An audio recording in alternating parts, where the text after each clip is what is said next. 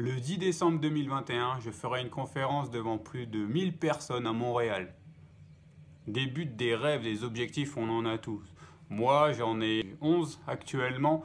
11 que je me répète tous les matins face au miroir. C'est un astuce coaching que je t'ai donné dans une vidéo. Je te mettrai le lien dans la commentaire si tu veux le regarder, si tu n'as pas fait cet atelier coaching.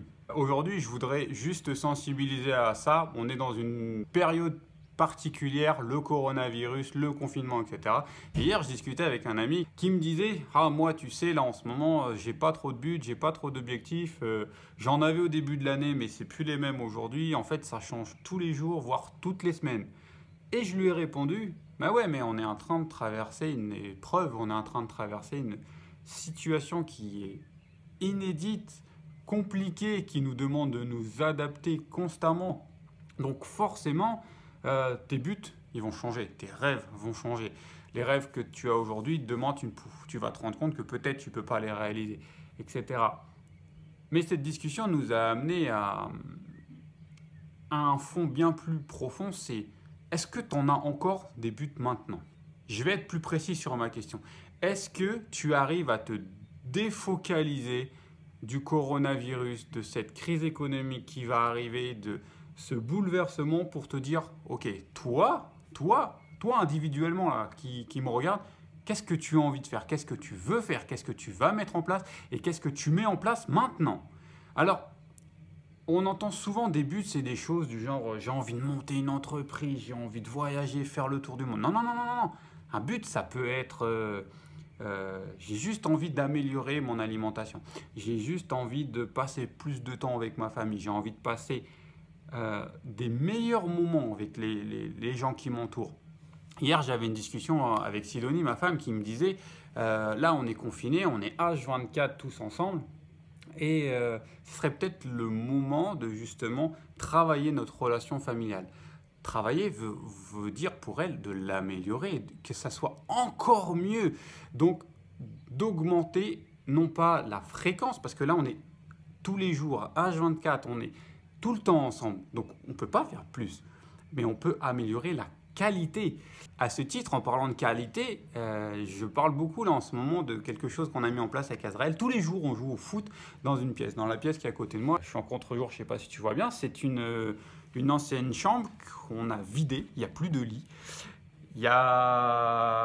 L'espace est complètement libre au milieu et tous les jours, on a entre un quart d'heure et 20 minutes de foot.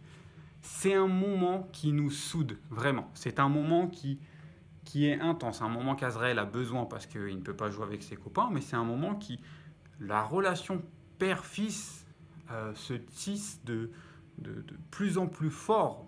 On rigole ensemble, des fois ça part en bataille de coussins, on se chamaille, mais chamailler dans le jeu, c'est excellent. Et des choses comme ça, on en fait souvent hier ou avant-hier, je crois. On a regardé Top Chef, ça lui arrive jamais de regarder Top Chef en direct parce qu'il a 7 ans. Il a un rythme de vie où à 21h, dernier carat, il dort.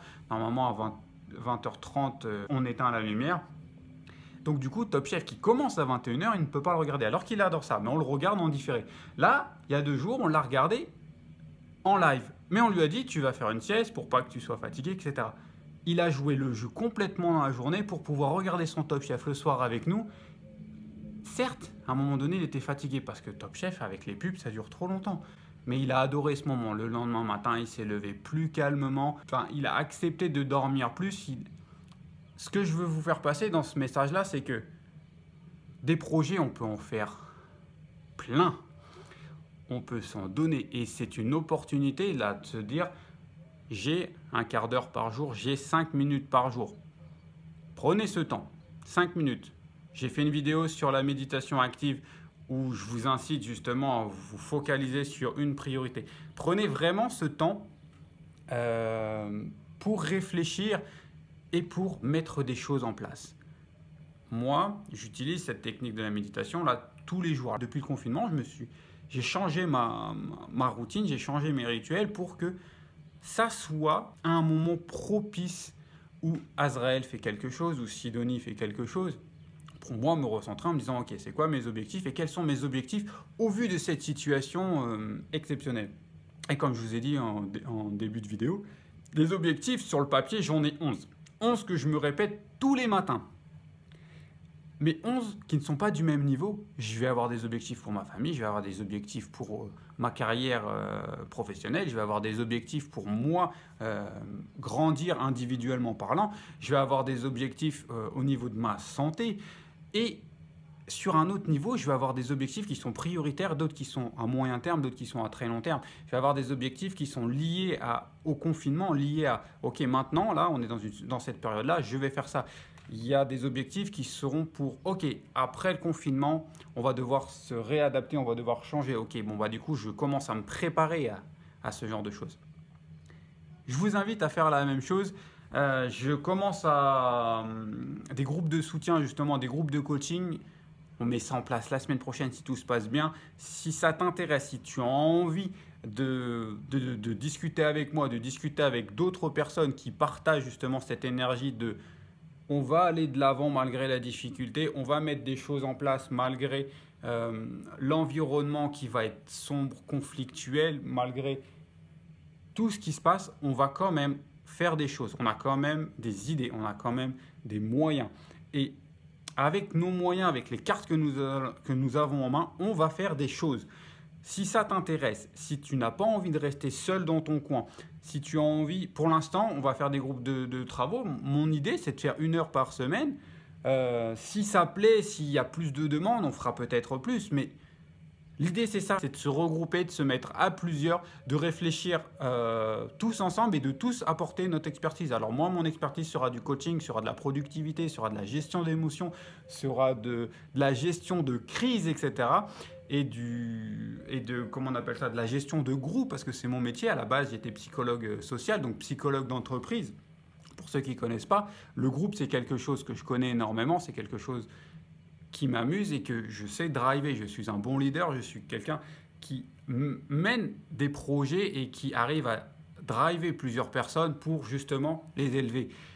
C'est pour ça que là, on va faire ça avec Taka. Si ça t'intéresse, il y a le lien dans la description. Je t'invite juste à cliquer sur le formulaire. On t'enverra toutes les informations par mail début de semaine ou ce week-end si on décide de travailler demain. Je ne sais pas encore du tout, on n'a pas encore planifié ça. Voilà, je t'invite juste pour le moment à faire ceci, remplir le commentaire si ça t'intéresse, à te poser 5 minutes aujourd'hui pour te dire ok, quelles sont mes priorités, prends une feuille, un papier comme d'habitude, tu notes tes priorités, tu te dis ok c'est ça et prends un objectif, fixe-le toi. Pour la gestion des émotions, je fais une vidéo sûrement demain sur ça. Pour la gestion des émotions, se fixer un objectif qui nous tient à cœur, c'est exceptionnellement puissant. Alors, trouve-toi un objectif et tu te le tiens. Je compte sur toi. Je te dis à bientôt. Et si la vidéo t'a plu, comme d'habitude, tu mets un pouce bleu, tu la partages, tu t'abonnes. À très bientôt.